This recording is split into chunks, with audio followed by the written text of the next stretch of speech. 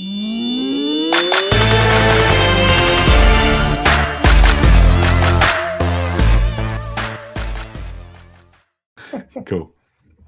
Hey guys, welcome to the Hypertrophy Hub podcast. So this week I'm joined by Dr. Eric Helms. So I've been fortunate enough to be supervised by Eric over the last year or so, and it's been quite a fun experience. And there's been a lot of questions that have come up, and I don't think we actually recorded a podcast over that time, but as many of the people who listen to this podcast know, I've had many conversations with Eric over the years, and they've been quite insightful. But one of the things that I find has been quite useful in particular has been sort of the more sort of science communication aspect of things. Like obviously the specific exercise science understanding, that stuff's really useful. But if you understand exercise science at a really high level, but you can't communicate it, and also you can't interpret it and apply it to your own practice, then the utility of science kind of gets lost a little bit. So Eric, you wrote a blog post recently on the 3DMJ website. And you're sort of talking about like these people online or sort of these coaching methodologies or something like that, or people, you might be able to explain it a little better than I. But what would you say is sort of the main point you're trying to get at in this article? Like, what are you trying to say, and why do you think this is a common problem? Because you outlined this sort of caricature of the spreadsheet using macro tracking, RIR, talking about personal trainer or coach online. And it's like, I don't think I've been that far away from that in the past. And I'm sure a lot of other people who listen to this podcast are probably also, they'll look at the caricature that you sort of described, and they'll look at that and basically like, they'll sort of be thinking like, okay, that is similar to me in some ways. So what is the main sort of thing you were trying to get at? And like, what is the problem with being similar to this caricature that you were sort of talking about? Yeah. So, I mean, I have both been labeled to this, and I've also both inaccurately at times and more accurately than I'd like to admit at times. And I think the whole thing I'm getting at here is that a lot of the times scientific methods are used in training without any respect to the scientific method. And those are two different things. And I think to kind of understand the motivation for why I wrote this blog post that we're referring to, which is called Filled with Science, but Unscientific, on the 3DMJ website, is because I think it's very hard to distinguish between science and bro science in the way that most people use it. And that's a problem in my mind. So what I mean by that is that going online and having some, biohacker tell you that you need to use their keto fuel pill and convincing you with an argument, or maybe even some misused data, or maybe just some one-sided data, not giving the full picture. You could do that with something that does work and is an accurate view of the data. And some people would say, well, there's nothing wrong with that. The problem is there's no, like you said, science communication. You need to be able to speak to people at different levels, and you need to be able to help people understand this. And in my opinion, it's not just so they come to your website, go, oh, cool, let me do that and buy it. And then, okay, I can go home and sleep at night because I feel like I'm being honest. You're actually trying to arm the consumer, if you're selling something, or the reader or listener, if you're just putting out information, with the ability to distinguish between actual scientific information and pseudoscientific information. And I think a lot of people don't do that. And I think the only way to do that, if you don't want to actually get into science and be familiar enough with the literature to be able to call out this BS, because that's not a reasonable expectation. I'm not going to go like, well, you wouldn't have been fooled by the keto pills if you just had read everything about carbohydrates for the last 30 years. And did the equivalent of 2 PhDs, like that's not like idiot consumer, like go get a PhD. Yeah. No one would expect you to do that, or they shouldn't at least. And I think the important thing is instead to help people distinguish between the difference of marketing hype and actual science, instead of just science becoming the new guru, which it often is, and actually it has been since the very inception of the fitness industry. People have used things that are science-based as a way of someone putting faith and having buy-in and then actually buying it. So how do we distinguish between that? Is well, does this have a scientific approach? And this is why I keep coming back to in my blog posts. Like I do a lot of scientific writing, obviously actual scientific research, and then scientific reviews for mass, and the occasional more pure sciencey review that I'll do in my blog at 3DMJ. But most of the time, I write science in my blog. And why is that pseudoscience for something that has some level of scientific merit, and that there is an underlying philosophy to the scientific method, quantitative research.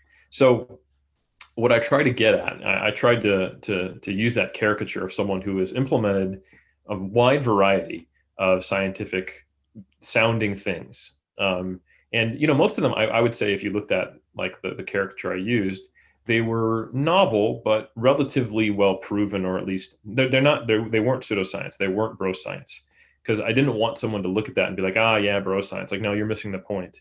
The point was, even if all this stuff does have merit, implementing it all simultaneously and going through this process of just trying to use every single one of those science-based things at the same time, especially for what I call FOMOG, fear of missing out on gains, is falling into the same tropes that the fitness industry always has you do. This one trick. Hey, did you know this? The secret to unlocking your gains.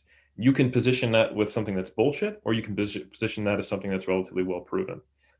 Like, linear periodization as you move into a powerlifting meet, or creatine monohydrate, or blood flow restriction training. Like, you can take all of those things and use the same sales tactics that make someone feel like, 5 minutes ago everything was great. 5 minutes later, oh my God, is that why I'm not improving? Do I need to be doing this? And I think that's what leads people to buying every single supplement that has even a shred of scientific evidence. That's what leads people to program hopping within the evidence-based community. And the problem is that it's very difficult to gauge progress when there's that much change in a system. And I actually don't have a problem with someone eventually arriving to resemble that caricature. I tried to make it clear in that article, and I actually had one really good comment in the blog post of someone who it wasn't apparent to, so I want to make it apparent on the podcast, that there's no problem with having those things all simultaneously existing necessarily.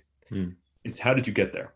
Yeah. And if you got there all at the same time, or in this, I think when I think back on my own time period, I I'm still training. It's not like I just wasn't at the gym at all. Like some of the characters would imply, like, stop thinking so much and get to the gym, bro. How do you have all this time to comment? It's like, I did train today, you asshole. But I think in reality, like I'm training, I'm doing something. And then I come across a new method, I'm like, I'm missing out. And I modify my training a little bit before I've had any, like, it wasn't that I saw a problem, I wanted to make a change. I saw the information and then made the change. It was, I'm just obsessively consuming all the information from the evidence-based community. And every time I find something that triggers that inner fear, and that I also feel meets my evidence-based rubric that I have, then boom, it gets implemented straight away. And it's this constant process of the system changing. And you end up, even if you follow the right people, even if you're scientifically literate and you're pretty smart, you end up having this program that is this Frankenstein of PubMed, but that you've never actually had any time to observe to see which pieces are effective or not. So that is what I wanted to try to get across to people, is that, hey, there's no study that has all the things you're doing, even though they all come from studies, because we have to have a controlled environment to see which variables impact which outcomes.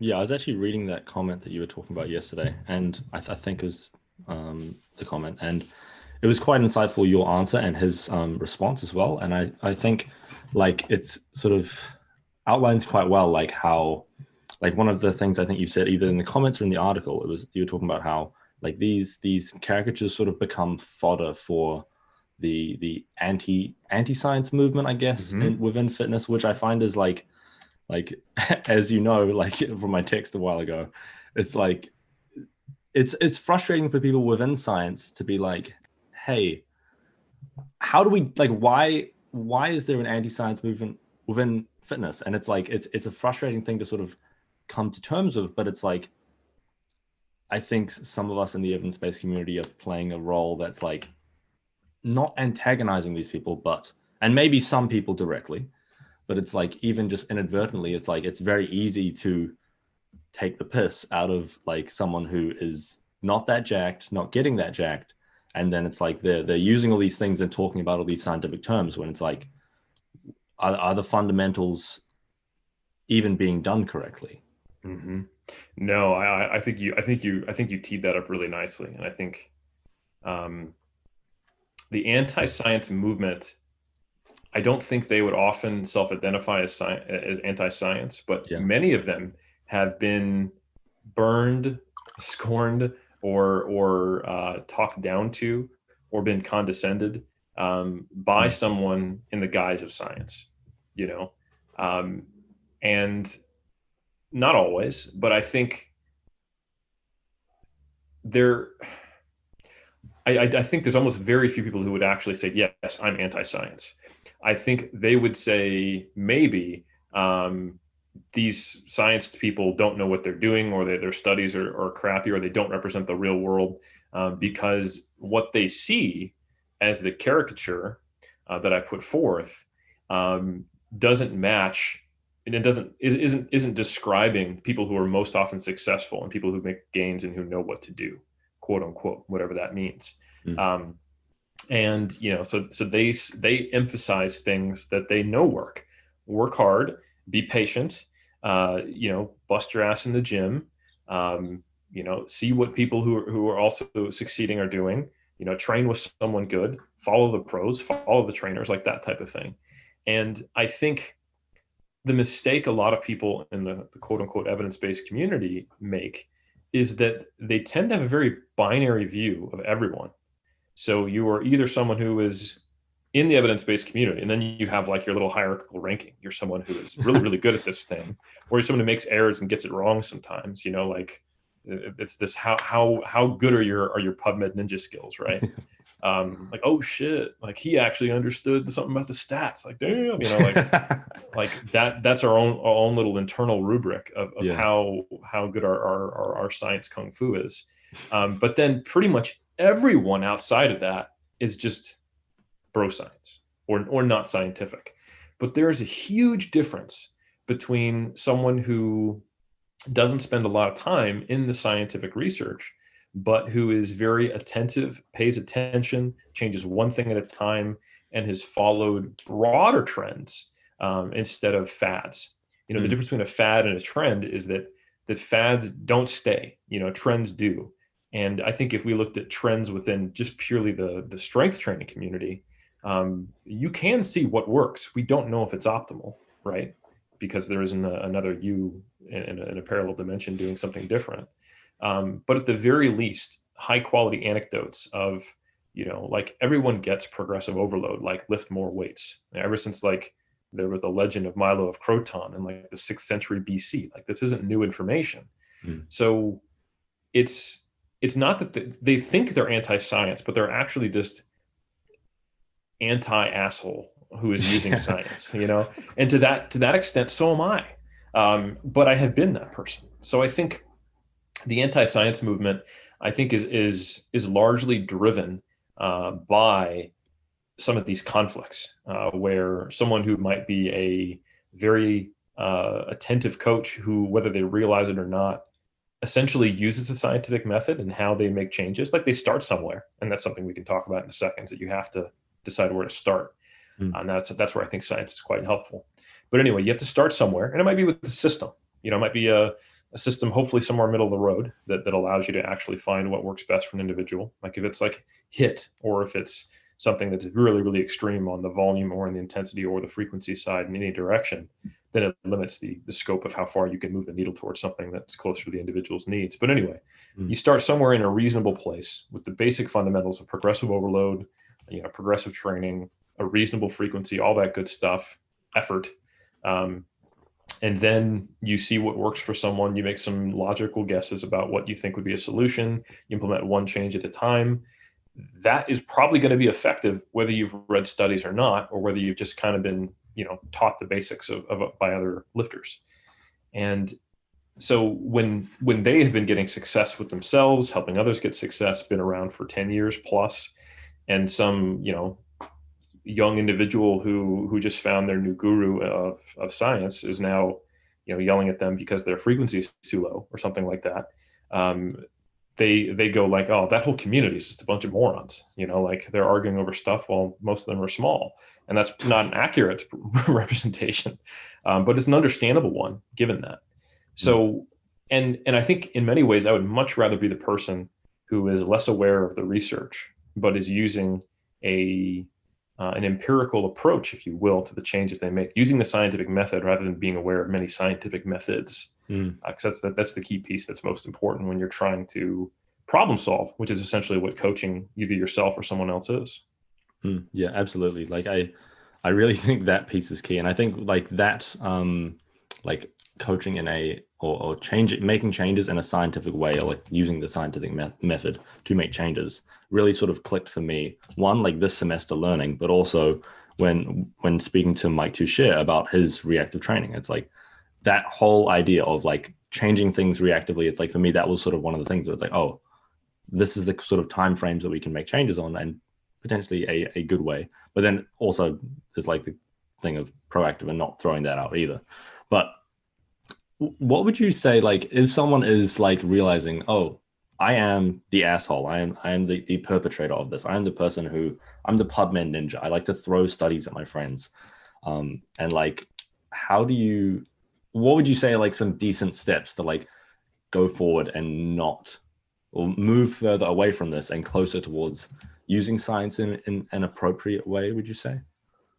Yeah, so I think there's a couple of pieces to this. There's the social piece, which is understanding that communication is understanding where the other person is at, where you're at, and then trying to come together. Like typically the people who are the worst at this are the type of person who'd say, like facts over feelings, because and I don't mean that as like a philosophical way of viewing the world, but I mean that as like when they throw that down in a conversation, like, yeah. Hey, I'm not interested in your feelings. Let's just Yeah. the facts here.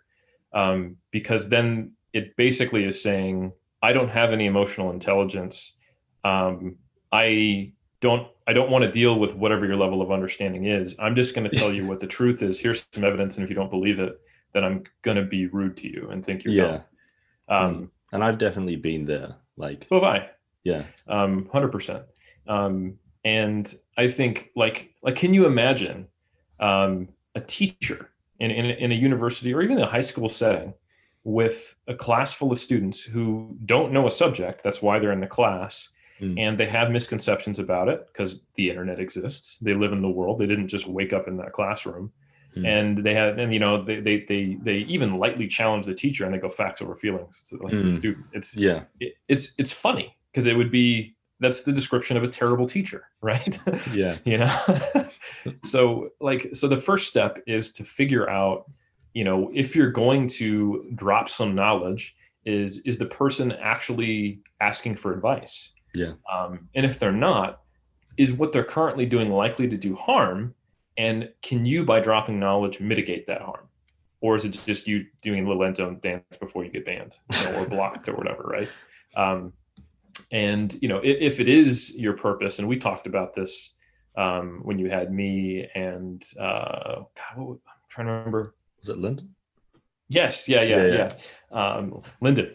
So when you had us both on to talk about like how do you mitigate harm? When do you do this? Like public comments on social media, low probability of success.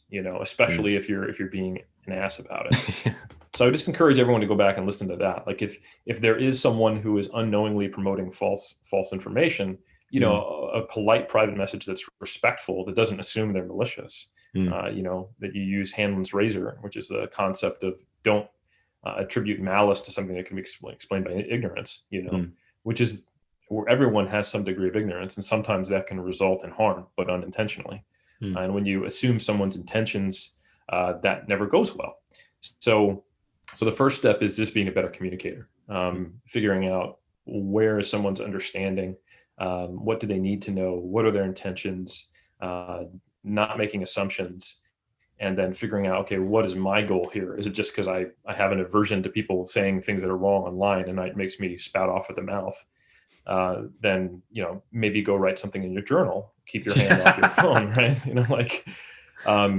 Facts. But that's the communication side of it. The other side of it is like, okay, well, I'm the caricature. How do I deal with that? I think it's really important to take a step back and understand what science is, because science is a process. Most people do it or are drawn to it in the evidence-based community because they like certainty. They want to find truth. They don't want to miss out on gains. And if they're honest, they can find a little piece of fear or anxiety.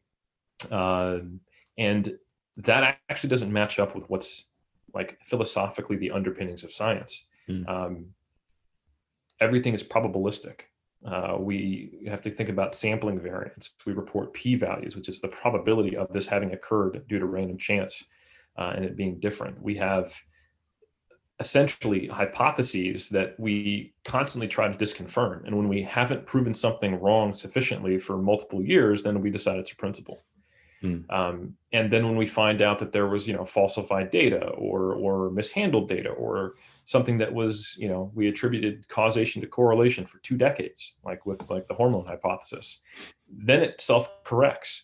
So science is always wrong, but it's getting progressively less wrong. Before we had the ability to do more complex, biochemistry or understanding cells or looking, having microscopes and things like that, we had theories that fit our observations, but that were wrong. Like the understanding of like the miasma theory for the spread of disease before we had germ theory, before we understood what cells were, even further back, like the 4 humors, instead of understanding things like that. So they fit our observations. They explain the world. They were wrong. And we still have that. We have observations that currently explain the world with the level that we can understand them with our methods and science and limitations of research. And as we move forward, it self-corrects slowly. And I think, unfortunately, the set of personality characteristics which draws someone to science tends to make them a little unscientific automatically. Yeah. They are more analytical. They don't like to not know the answers to things. So unless they've been specifically trained as a scientist to apply that analytical mind to the scientific method and process, they're going to be more prone to concluding early on not enough evidence, jumping on a single study when it's by nowhere near as conclusive, confirming their biases. If they have a simple story that describes something and a study comes out and confirms it, great. And making the errors that we often see. So I think 2 things someone needs to do is improve their people skills, and then try to adopt the scientific method and the underpinning uncertainty and getting comfortable with uncertainty, and kind of going, so I shouldn't just be adopting every single novel thing that has one study with 8 people on it, because that might be wrong. I might be wasting my time. And at the very least, even if I'm willing to bet on, chances that I have a low probability of harm, but a high probability of having a neutral effect, but a slim chance for a positive effect, nothing wrong with that. But I'm going to do it in such a manner that I can observe the effects with myself, not implement it simultaneously with 10 other things I read this week. So I think some things are simple, some things are complex. Things need to be as simple as they can be, which sometimes is super complex. There is no simple explanation of quantum physics, but it is true. And to some degree that can also play out in exercise science and nutrition. But I think complexity for complexity's sake is something that masquerades as being scientific. Like, I'm tracking all these things, I'm measuring all these things. And that is seen as almost just kind of, it feels better than doing something more simple. When oftentimes, ticking the big boxes of what like the main variables and kind of underlying progressive nature of your training should be as simply as possible, but still within the realm of what we think is probably optimal to start, and then only making one small change at a time and giving enough time to observe it, that takes a lot more diligence. And I think you probably have to adopt that mindset I'm talking about to be comfortable there. because then you start to see the cost of not doing that. The cost of scientific program hopping is potentially just not making gains for as long as you do that, and not really knowing why. So it's not even, that's the shitty part, is that you will have quote unquote experimented with 30 different things, but each time in an invalid experiment. So you have no idea what actually happened, Yeah, So, exactly. so that's kind of my very long rambling answer to that is, communicate better with people and then understand the underlying philosophy of science so that you can actually implement it in a meaningful way in your own training or training of others. I think that absolutely makes sense. I really like what you said there about like sort of having people skills, because it's like, for me, when I was the most similar to that caricature, I get in arguments with people all the time about diabetes and sugar or whatever, or even muscle growth. And it's like the people skills were the primary thing that was lacking. It's like I would have someone say something around that sort of realm of like, hey, you need better people skills. And I'd be like, oh, who needs that? Like, I can just make my podcast and get smart people on and keep learning. And if I just learn more, I'll eventually know the way to grow muscle the best. And it's kind of been a little bit of a internal struggle to realize like, hey, there is probably like 13 different ways you can do it, or however many, that will probably be as close to optimal as we can even measure. So there's probably not going to be any method that we know that is like the ideal for a long time. One of the things that I think is a decent parallel to this is like, so recently you competed in 3 different strength sports, Olympic lifting, Highland Games, and powerlifting. And I think that was quite a fun thing to do. So when like going into this, I assume you didn't go straight for the meta-analyses in the Highland Games or in Olympic lifting. What was like your approach for doing this? And did it involve reading studies, like for instance with Olympic lifting? Yeah, so that's a great question. So the beauty of like going back to that whole conversation of then it becomes a principle is where I ended one of my little trails of thought on the whole science meta conversation. The principles which we are really confident in apply across a lot of disciplines of sport. And for lifting weights or throwing things, lifting weights and then letting go of them, which is basically Highland Games, a lot of the same principles are true. And there are going to be slightly different demands. When you're moving smaller mass objects, you could make an argument you don't need as much muscle mass necessarily, and it's more about power output and force at a higher velocity, things like that. But so the first things I did was I thought about the principles of learning any skill or any new movement in weight training, and also just got involved with people who do it regularly. So when I first started weightlifting in 2012, and then I did that through 2014, I found a weightlifting coach who was someone I respected, trusted, and lined up with a lot of what we're talking about. And then I did the same thing when I got here to New Zealand as well, a few months after that. And I just trained there for a long time. And I did that concurrently with the same way kind of I approached my learning in bodybuilding and powerlifting, which I've just been involved in for a longer time. And I grew up in. I think that's a different thing. As I started as someone, I started lifting weights in 2004. I didn't become a researcher until 2013, until I actually started doing research. So that 7-year period, a lot of those mistakes, you could call them, or learning processes didn't need to be repeated. I didn't need to follow the wrong people.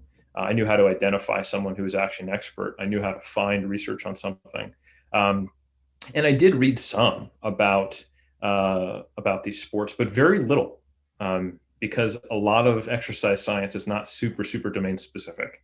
Like if you were to read all the various bodybuilding articles and powerlifting articles, they would be a very small fraction of all of the resistance training dieting studies or the resistance training to gain muscle mass or strength studies. So those studies kind of apply across the board.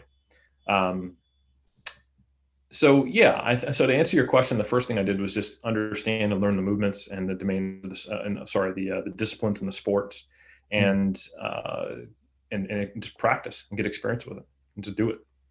Yeah, I think that sounds absolutely lovely. Like, yeah, I definitely think like for instance, me with powerlifting at the moment, it's like I'm doing a little bit of light powerlifting, and it's quite fun. But it's like I am not going to go and read research about it. I mean, I did actually during my grad dip, because it was just ended up being one of my papers. But it's like one of the topics. But it's like the places I was going is I would go get smart powerlifters on, and I would talk to them and ask them questions, and then it's like that informed my how to program for myself in this area a lot better than going and reading studies on it or whatever it was, because I just don't think my level of knowledge in powerlifting is there yet. Like it's obviously not there. One, anecdotally, I've not really done powerlifting, so it's like that is kind of a little bit more foundational before we get anywhere close to that. I'd like to make a decently large pivot to another topic. This one is one that I've been thinking about for quite a while, and it's one that our conversations during the semester of study sort of influenced me a lot, and I think it changed my view on hypertrophy by quite a massive amount. And I think it was your recent presentation on the JPS, or somewhat recent, on the JPS hypertrophy summit. You can buy it on the JPS website. That presentation, you were sort of talking about specificity for hypertrophy. And it's one of those things where it's still, haven't completely wrapped my head around it yet. And one of these sort of ideas that comes out of that is the idea that muscle mass is sort of a maybe this terminology might be problematic, but a vessel for strength in some ways. Muscle mass, the more muscle mass you have in general, you have more potential for strength changes or expression of maximal strength once you've actually potentiated that muscle mass. So like when you're sort of talking about specificity for hypertrophy, is there specificity for hypertrophy? Of course, to a degree there probably is, but to what degree is there like lacking specificity? Like in what way? Because obviously, as we know, there's a lot of crossover between, like, for instance, powerlifters probably get a very significant degree of hypertrophy given a lot of things are the same compared to bodybuilders. And it's like, if that's the case, then why train like a bodybuilder? Yeah. So I like the way you framed that. I often describe hypertrophy as a physiological outcome that influences performance adaptations or functional adaptations. But in and of itself, it doesn't, like, hypertrophy isn't performance, and people understand that. But when you read textbooks, they list like the training variables for hypertrophy right next to the others, and there's nothing like inherently wrong with that, unless it's just incorrect information, which it often is. But I think it's almost like, let's put it this way. Hypertrophy is to strength as VO2 max is to endurance, right? So the more pure your expression of endurance is, the more important VO2 max is. So for example, if you did a time trial on a exercise bike in a lab, VO2 max would probably explain a lot of that performance. And I am to some degree talking outside my expertise here. So if there's any cyclists listening and you're like, actually, I would encourage you to look for the philosophy of what I'm saying. However, if you were then to take a similar level runner and they were to run a race, VO2 max would explain less of that outcome. And they would also need a certain level of strength when they went uphill, if it was, let's say, an outdoor race. Their stiffness and their transference of force and their running technique would apply there. Even if you took that cyclist and had them do a road race, how much wind drag they had, did they have did they have a helmet that looked like a bullet, or did they have, a much more boxy setup? So I think in very pure, non-skilled, not high velocity methods of producing force, you see hypertrophy explains more of that outcome, right? But then even more so, like, bodybuilders don't actually It's not like bodybuilders win by getting an ultrasound. It's the appearance of it, right? Yeah. So it's not even a perfect metric for bodybuilding per se, because hypertrophy is like a powerlifter who has gotten hypertrophy and the requisite muscles for the big three doesn't care if it also makes their pecs and quads and glutes appear large. That is just one of the mechanisms which allows them to be strong, right? So I think it's very difficult for us to say, how do you train specifically for hypertrophy? Because if we think where specificity comes from, it goes back to the SAID principle, specific adaptations to impose demands. So when we apply the SAID principle to sport, we think of specificity of sport, then we think, okay, well, what's the performance? And then, okay, well, what's the most specific way to train for a marathon? I run a marathon. Okay. What's the most specific way to train for powerlifting? I do a powerlifting meet, right? I in my training session, I get 3 attempts to lift the most I can on a squat, bench, and a deadlift. Olympic weightlifting, same thing on a snatch and clean and jerk. What's the most specific way to train for bodybuilding? I don't know, right? So there is not a clear answer there, because it is the appearance of a physiological adaptation which has an impact on certain muscular characteristics, like strength, for example. So to then get the tie-in of why would you even train like a quote unquote bodybuilder, I think a good way to look at it is that so hypertrophy does have a large influence on 1RM strength. That has been established in some cross-sectional research on powerlifters. There's a very strong relationship sometimes between various indices of how much muscle mass you have in certain muscle groups or overall, and your performance in these 1RMs. So therefore, shouldn't a powerlifter's program look like a hypertrophy program most of the time? Yes, but then we also have to square that with the fact that when you look at change in muscle mass in the short term and change in strength in the short term, that relationship gets way weaker. And then it probably has to do with short-term, quicker adaptations that aren't structural in nature. So there's some cool research by, we call him PAC. His name is Androulakis Korakakis. Yeah. He's a Greek powerlifting researcher doing his PhD with James Steele and others. And I've had the pleasure of being involved a little bit in some collaborations. And he's done some piloting research on powerlifters just working up to a heavy single on the squat, bench, and deadlift with doing like 1/10 of the standard volume of a periodized program. And they make equivalent gains, at least for the first mesocycle or two. So this lines up with a lot of what we see in the trenches and what was theorized in periodization literature of the peaking or intensity or quote unquote transmutation block, where, like you said, if you have this muscle mass, how do you ensure that muscle mass is helpful to me? Well, that's when you have to start training specifically for strength. I do something that resembles what I'm going to be competing in, so that I have all of the other adaptations that allows me to use the muscle mass I've generated in that way.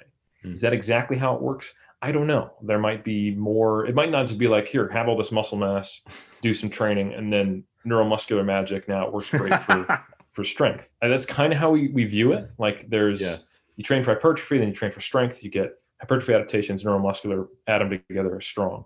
It might also be that there is specific regional hypertrophy, better lateral force transmission, adaptations that are structural in nature but not hypertrophy, adaptations to the Titan molecule. We don't know. There is probably more going on, but essentially, we do know that those who have more muscle mass are stronger, and we do know that short-term, highly specific blocks of training are effective ways of enhancing strength. So much that has been used as a way to question the entire body of periodization literature. If you look at some of the critiques of periodization that folks like Lenicky have written about, or letters to the editor on a great meta-analysis on periodized training and undulating training and trained lifters that was done by Williams et al., Tyler Williams, great researcher. The critique was, hey, how do we control for the fact that if you have a non-periodized quote unquote program where they just train at 8RM the whole time, and you compare it to a periodized program where they go from 10, 8 to 6, and that group got stronger, but the other group never got to train to 6 RM. How do we know it isn't just that very last phase that was more specific than the other group that caused that strength? How do we know it's actually the fact they did 12 RMs 12 weeks ago? And in a very strict sense, we don't. So we would need a different research model, or of just comparing peak intensities, something like that. So I think that was a very roundabout way of answering. But to train for hypertrophy, we have to think about, well, okay, what are the things that result in the physiological outcome of muscle growth? And then how do we train for that? And it is going to always resemble to some degree strength training, because it is such a large component of strength. But it won't be exactly the same. Yeah. So there would definitely be some sort of, like, say if powerlifting training is like 80% similar to bodybuilding training, if we want to call it bodybuilding training. But would you sort of say... I'll say hypertrophy training. Okay. Yes. Right? Yeah, because I have been thinking about this a lot, because as someone who runs the hypertrophy hub, it's kind of like, I've been thinking about it a lot and wondering if it's potentially problematic, because it's like, am I inherently selling hypertrophy? And like, and then inherently, if there is no, it's not that there's no specificity, right? Like there's more, it's kind of murky. It's like many things lead to hypertrophy in a lot of ways. But it's like, if you're, not that there's no difference between powerlifting and bodybuilding training, but that there's less difference than we used to think in some ways. But would you say that potentially, if someone trained like a powerlifter in their off season, like however, for instance, you might train Bryce in his off season or his non-competitive peaking season, however that looks like, would you say that would likely lead to less hypertrophy? Like, even obviously the problem here is it's maybe going to a point where it's like getting too theoretical, because it's like we don't have, to my knowledge, we don't have the literature to outline that, like to say, okay, this is definitely not optimal, because, you know, it's very, hard to measure hypertrophy. And also it's like, how do we, like, if you look at Bryce, for instance, it's like, where do we think his strength is coming from as strength increases over time? It's likely coming primarily from hypertrophy. He's got a lot of muscle mass, that's for sure. Yeah. But I think another thing is that he probably has a lot of other things going for him as well. Yeah. And some people can get bigger than Bryce, but will never be as strong as him. Yeah. But I do think we need to acknowledge that there are non-hypertrophic structural adaptations as well as neuromuscular adaptations, and capacity probably in those things of how far one can go and what's the limiter that varies between individuals. To answer your question, I think it doesn't necessarily, I mean, it is of course theoretical, but I think it's not that hard to think through it. One way to do it is to compare what would be a hypertrophy block versus a peaking block in a powerlifter. I mean, broadening these definitions a little bit. The difference is largely in the rep ranges, how many variations of the movement, how many total, well, I mean, not only how many total sets, how many total reps would be one versus the other, and the absolute loads, right? But I would say that they look really similar. Yeah. You know, most powerlifters, when you compare those two blocks, the frequency of the main lifts might go up, but not a whole lot. And sometimes it's that variations become the comp lifts. Reps come down from, you know, if it's the main lifts, people are typically not doing double digits most of the time. They might fall from as high as 8 to 10 down to singles. But to an outside observer, they're still doing squat, bench, and deadlift or close variations with a high frequency. And I think what it really comes down to is it's a problem of finite recovery, finite adaptations, and finite time that someone has. So a hypertrophy program for bodybuilding is going to look different than a hypertrophy program for powerlifting. So instead of, like, of course, all programs for bodybuilding are hypertrophy, but I'm using that language to help someone think about this differently. So if you think about it, a hypertrophy block for powerlifting looks a lot different than a block for bodybuilding, because it's hard to justify that your rear delts in powerlifting are going to be a large contributor to your outcomes.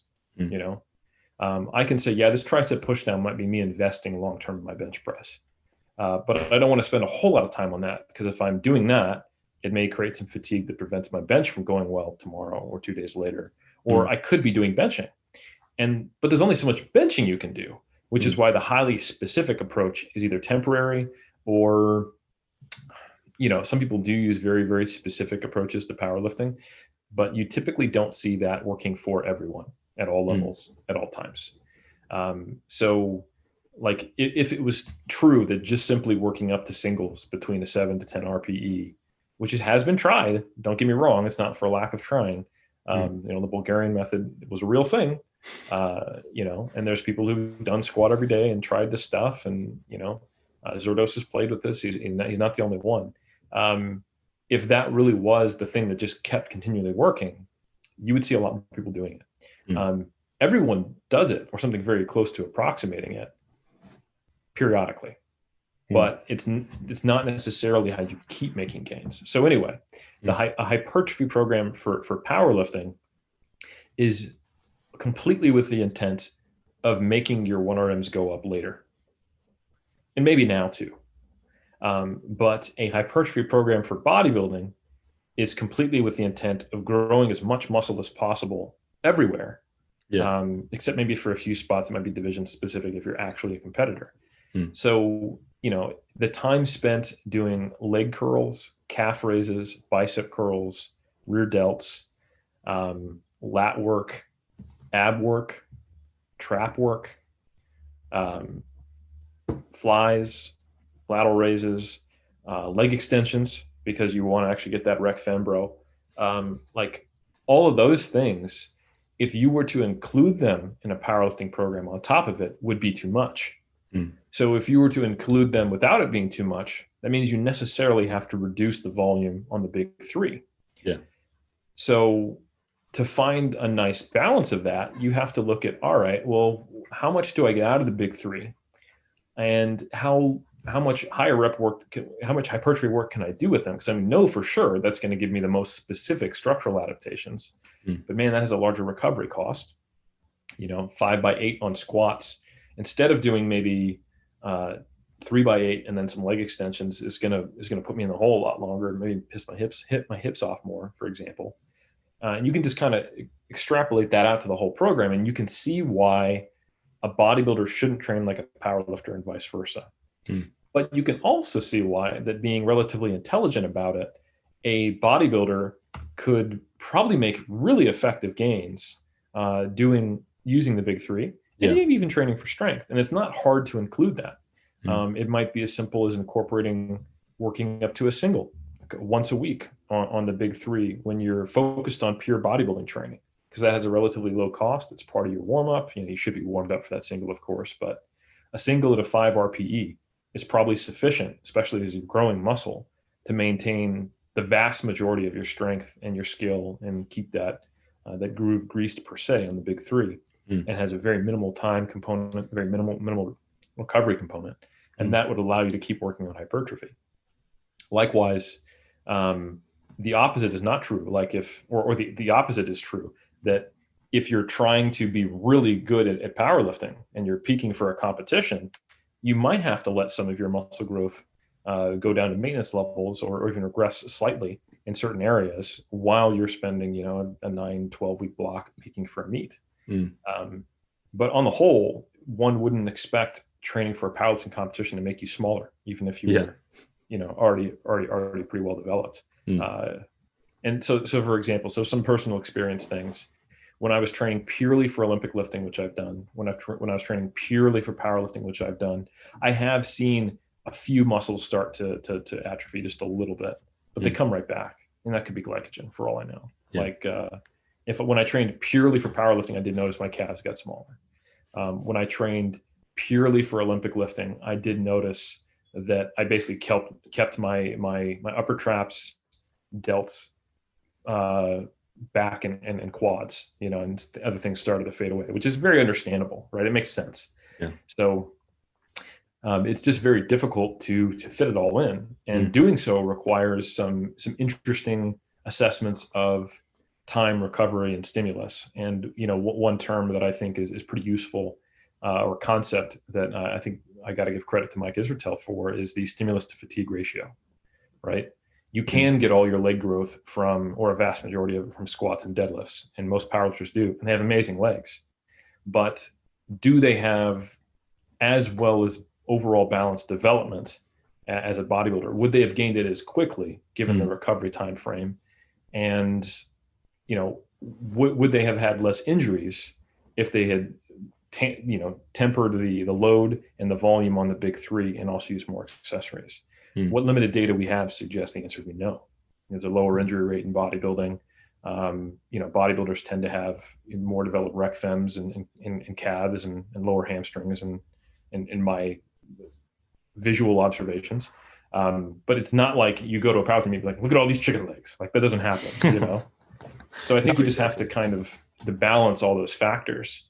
And if you want to be really, really good at both, you have to come out on kind of the less optimal side of that stimulus to fatigue ratio. Yeah. Yeah. And to your question about the off season, that's probably the time to do it, right? Like, trying to train for 3 Iron Game sports when you're on 1,800 calories is probably not going to go well. But when you have a ability to recover in excess of the demands of one of your sports, then you can do a little more. You don't need to always go with the lowest or the best stimulus to fatigue ratio when you have lots of recuperative capacity. Yeah. And one thing I will say is that while you will probably get very similar hypertrophy from a machine hack squat and a squat, you won't get the same. There are certain adaptations that, like, it's just more complex than that with a free weight movement than we can necessarily predict or know. So you may be getting something beneficial. It just might not be worth the recovery cost at all times. Yeah, that definitely makes sense. And I think one of the key elements here is sort of that, like, I think a lot of us evidence-based bros kind of often leave the human element behind. Like, we kind of forget, like, hey, these people are human. Sometimes your client wants to do a set of 3 on bench press because it is fun. Like, everyone likes bench pressing a lot of weight. And yeah, I think it's one of those things we often kind of ignore. I've actually just completely lost my question. One sec. Just hold on one second. I think it's in here somewhere. Oh, yeah. So one of the things that we've had a few conversations about recently is, like, so with volume load, it's one of those things that has been, like, it kind of draws me in a way. Like, it's one of those metrics that I look at it and I'm like, oh, that seems potentially really, really useful. And then, like, when you think about volume load, you think about it in a way, well, I often think about it, when I first started thinking about it, I thought about it like, hey, what can we do with this? How can we use this as a metric? And we had a little email discussion about this a while ago, sort of, can this be used as a metric for hypertrophy? Can this be used as a metric for, if volume load is increasing, if strength is increasing in general, is that an indicator of hypertrophy? And likely, yes. If your volume load, if it's not being confounded by certain things, then it's quite likely that if you're getting stronger, you're likely gaining muscle mass. But do you feel as though it's, and I don't know if you've seen this personally with coaches or friends or yourself or anything like that, like, do you find people can often be drawn towards quantitative numbers in a way that's, again, along the sort of line of trying to find a metric for hypertrophy that is skipping just kind of the fact that it's quite hard to measure. It takes ages. It's really murky in general. There's a lot of fluid changes that can often mask the actual changes. Have you sort of had experience with that personally or with friends or something like that? Does that sort of ring any bells? Yeah, I mean, I've gone through multiple phases of trying to search for a way of feeling confident my program is working when someone has very physique specific goals. Because the higher in body fat you get, the harder it is to tell if you're actually progressing. The less reliable something like a tape measure will be for measuring actual muscle change. If it could be body fat, you don't know, or glycogen, like you hinted at with the water changes. Like you said, all things equal, if you're stronger, you're bigger, but not in all cases. And I went through a phase of training like a powerlifter because it made me stronger, faster, or more immediately, or more visibly, easier for me to see it. But I was actually getting either maintaining or actually losing muscle in a few spots, and then I plateaued pretty hard, not only in muscle size but also in strength, which goes to show you that you do have to get bigger to get stronger at a certain point. And as we've become aware of the relationship between hypertrophy and volume, that generally, when you kind of look at a large cluster of scientific results, higher volume programs track with more hypertrophy to a point, then we've thought about tracking various metrics of volume. And they have different utility in different contexts. So volume load, which is sets times reps times load, or tonnage, as it's sometimes called, is largely meaningless when you compare across individuals. Because you can have a incredibly strong person who's a 6'5" male, and they would be, let's say, pretty early in their training, benching 275. Well, I'll use kilos for you. Sorry, 125 kilos for sets of 10, right? So every one of those sets is 2,750 kilos of volume. They do 3 of those, and we're looking at 8,000 something, if I do my math right, which there's no guarantee of. And however, and that person's like moderately strong. But let's say you also take someone who's just as motivated, has the same goals, and they're a 5'1" female, and they're benching 50 kilos. So they're literally benching almost 1/3 the other person, and so you're going to see roughly 1/3 the volume load. But that doesn't predict the change in hypertrophy at all. If they had the same hypertrophy, we'd see no relationship between volume load. However, if you look within individual, as that person goes from a 125 bench press for a 3x10 to a 130 bench press by 3x10, volume load will increase.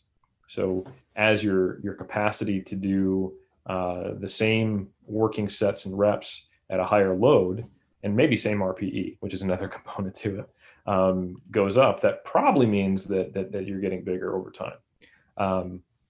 So I think volume load within individual is useful. But then the question is, well, why shouldn't I just track strength? And you probably could, but I think we don't know which type of performance is most predictive. Maybe single joint machine-based movements on a given muscle group, because as you remove more skill components, perhaps. I tend to look at it as, if I'm looking for like a specialization program, like regional hypertrophy, like if we're trying to grow someone's legs, I don't want to just see their squat go up. I kind of want to see all their leg movements trending upwards, and then I'm relatively confident that good things are happening. So I like to see a lot of movements going up, not just, we swapped out, made movements, great, squats going up, everything else kind of plateaued. That's just because you swapped squats. That doesn't mean anything. Yeah. So, and I think people have started to let go of volume load. Yeah. Because the data overall has shown that hypertrophy can occur at various loads. So now there's even more reason to question it. Like, okay, I could be doing 3 sets of 15 at 60%, or I could be doing 3 sets of 6 at 80%. Pretty different volume loads. It's going to be a lot more than that, 3 sets of 15. But the research overall would suggest that we get similar hypertrophy from that. So like, oh, we shouldn't even pay attention to volume load at all. Well, no, it still does tell that progress happens for an individual. So I think volume load for an individual, yes, if we're thinking about roughly gauging the stimulus, and also the recuperation needed from a given program, I think hard sets within a given, hypertrophy rep range of, say 6 to 15, if we want to just throw a number out there, maybe 6 to 20. I think that is probably the best proxy for evaluating a program to kind of think broadly across individuals. Yeah. And any other ones that we've played with, the idea of relative volume load. So that's sets times reps times percentage of 1RM. So that way you could actually compare between that person who's benching 125 and that person who's benching 50. And their volume load, their relative volume load would be the same or very similar, because if they're both doing those sets at 75% of 1RM, 3 by 10 times 0.75 is the same number in both cases. But I think that solves some of that cross-person comparison, but it's not a super. It's doesn't add anything. Yeah. And again, you still have the same problem that 3 by 15 times 0.6 is a larger number than 3 by 6 times 0.8. So it doesn't represent the hypertrophic stimulus, just because different loads can cause the same growth. So that's kind of why that one hasn't really gone anywhere, unless you're thinking about comparing. Maybe for comparing the strength potential of a program between individuals with very different strength levels, that could be useful. But when we're talking about hypertrophy, hard sets between a reasonable RPE range and a reasonable rep range is probably the best metric for kind of evaluating programs. But yeah, volume load is useful for individual progress. Yeah, that definitely makes sense. And it's something like I've been probably thinking about for a while now. And one of the reasons I've been thinking about it, I'm trying to think about how deep to go into this. So my flatmate is, he understands quite a lot about algorithms and coding and all that. And we've been thinking a lot about recently, just through some casual discussions around, like, is it possible to automate hypertrophy programming? Like, take it out and give it to an algorithm, or let the algorithm do the work. And like, obviously, I don't want to step outside of your scope of practice here, but for instance, we need inputs, which could be subjective measurements of well-being or recovery, or however you want to do that. And then there needs to be an output that sort of is used as a gauge of, are we progressing? How well are we doing? How well is the algorithm programming for this human being to achieve hypertrophy? But the main problem is, it's like we don't have an easy to measure metric of progress, except maybe strength changes. But then it's like you could probably get a variety of metrics, like maybe tape measurements and strength changes, and then body mass, and maybe even photos in a very advanced AI. But it's like, yeah, do you think that is anywhere close? Do you think automation of resistance training programming is anywhere close? Because when looking into AI, it's kind of like eventually a lot of things are going to get outsourced. And like, am I going to have a job in 30, 40 years? Who knows?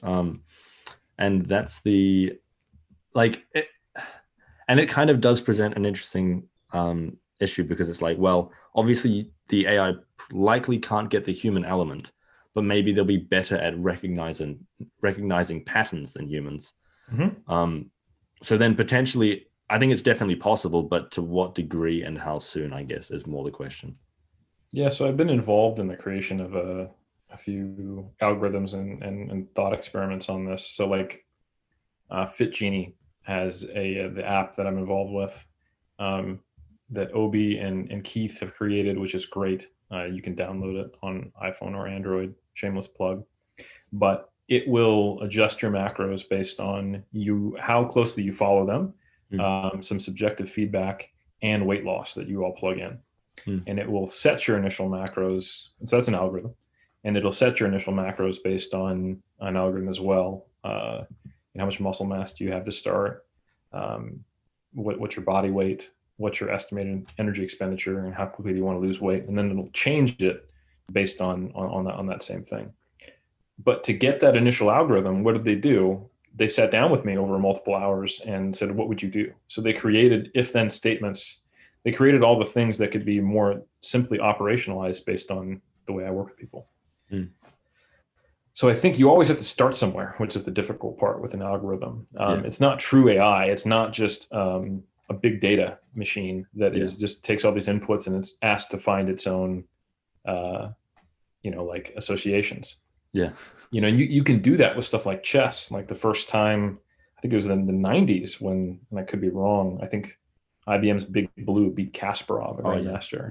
Yeah. And I might be having the dates wrong, Yeah. or the master that got beaten. Yeah, it's Garry Kasparov. There's been more than one. Oh yeah. And that's because a there's a finite number of outcomes that are computable in chess. It's a lot. It's a ridiculous amount, um, but you can do that. Mm. And I think and there's also a known start and a known finish. Yeah. Like you know where the pieces start, the pieces all have moves you can do, and the finish is when the other person, is checkmated, right? Mm. That's that doesn't apply to bodybuilding especially, Yeah. because we would have to have a known way of tracking hypertrophy changes. Strength is a little easier. You can just constantly go off an estimated 1RM or a Yeah. tested 1RM and then make adjustments over time. But hypertrophy is difficult, and you could do a cluster of things and then rank them in order of importance and then have them go into a multi-component assessment of, all right, have you gained X amount of weight over X amount of time? Are you also seeing a greater proportionate change in your limbs than your central measurements of circumference? While we're also seeing at least X percent of your lifts go up by X percent. Mm. Over a time frame that we think is reasonable for you. Mm. But all of those caveats require a bunch of unknowns that are not data points we can know. We don't have any way to assess someone's hypertrophic potential. We use rules of thumb like beginners can progress at X rate, intermediates at X rate, advanced at X rate, but that's the only thing I can say for sure is that when you're an advanced lifter, you'll progress slower than when you're an intermediate. And when you're an intermediate, you'll progress slower than your beginner. But your advanced lifter progression might be faster than someone else's intermediate if they're just not that well suited towards making gains. So there's these inter-individual differences that we can't tease out. Yeah. And I would say, just as a small aside, I wouldn't be. I hope someone's not worried about algorithms taking away their job, because it would indicate that the only benefit you give to your clients is like programming. Yeah. Which then just don't ever call yourself a coach if that's what you feel your greatest strength is. Mm. So, and I do agree that the human element is infinitely more complex than that. Yeah. Being able to adapt to, oh, I had a rough day at work, or my schedule changed and it's going to change next week. Like all these inputs and outputs are, they become infinitely more complex when you start to deal with like you said, the human element.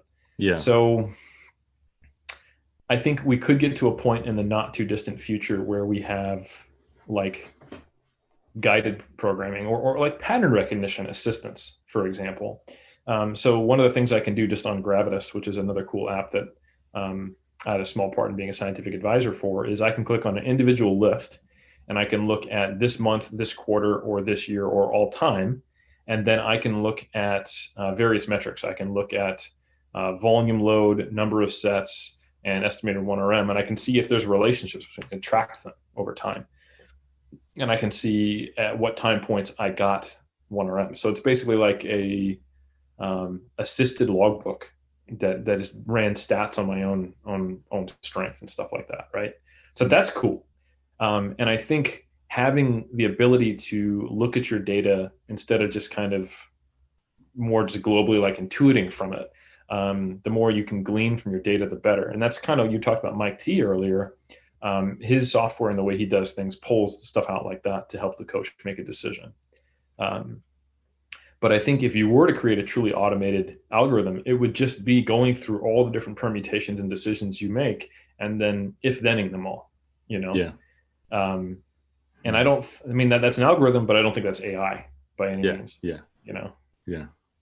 Yeah, it's something I've been thinking a lot about, because it's like obviously one of my focuses for this, like everything I'm doing is like, it's all kind of, the end goal is to somehow take hypertrophy or take resistance training, probably more fairly would be resistance training rather than specifically calling it hypertrophy, and then taking that and applying that to health. And it's like the issues in health related to lifestyle disease in general will require some kind of like broad societal change or technological advancement that makes fitness or applying fitness to individuals it'll require, I think, a lot more than one-on-one healthcare. A one-on-one like personal training, I think, would be very hard to extrapolate to the entire population that is in need of help from lifestyle diseases. And I think this is one of the ways that seems to make sense. However, it's like that completely ignores the main issue here is not that people don't know what program to do. It's more like they don't want to go to the gym, or adherence is a problem. Not that they don't want to, but and yeah, I don't know. I hope it can occur at some point. I think definitely, like as you were saying, like the more algorithm based sort of pattern recognition thing sounds like if that can happen, great. But like I don't know if we'll ever, or even in that's already happened. Future. Yeah, like there's a number of quote unquote AI based things that are built on if then programming models, and I think like I'm very interested in creating that as a like a cheaper alternative to everything a coach does. Like maybe like we've got a plan to drop a little hint with 3DMJ to create some operationalized stuff like that, where then you can also confer with a coach to be like, hey, this is what the plan was, like, and you ask you a bunch of questions and you have the ability to change it, but you give it your schedule, you give it the equipment you have access to, et cetera, et cetera. And then, it fits a progression model based on what you've told it that thinks is a reasonable pace. And if it doesn't work, you ask a human, so it's that kind of thing. And I think that's absolutely not far off. It's already happening. But yeah, when we have, it'll be a while before we have the Deep Blue Kasparov equivalent to, someone's like, all right, Bryce, we're going to have this AI coach versus Helms, see who can, you're going to alternate year by year to see who can get you a higher total. And like that wouldn't even work because, we would need two Bryces in alternate realities. But I think it's going to be a while before, all of us coaches get fired and everyone's using the IBM supercomputer to train for worlds. So. Yeah, unfortunately, that is the case. Hopefully it will come sooner rather than later. But yeah, I hope it happens in a way that is like meaningful to lifestyle disease at some point. But I don't know if the current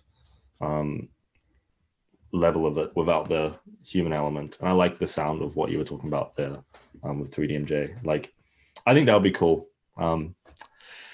I also have to think about what does automating training solve, right? What problem exactly are we solving? If you didn't need a personal trainer to tell you what to do, that wouldn't fix anything, because that's not the barrier. Yeah, so exactly. I mean, I do think a lot of people are. What is causing their plateau in resistance training or athletic performance is opaque to them. Yeah, I think that is very common. And either it doesn't get solved or the time it takes to solve it is long and may come with injury, frustration, or burnout. So I think we could make athletic training easier, but that doesn't change the lives of anyone. That just makes the performance, go up across the board for everybody a little bit. And it's like in general, it feels as though the people who will be most impacted by that are people who are already lifting. And it's like 100%.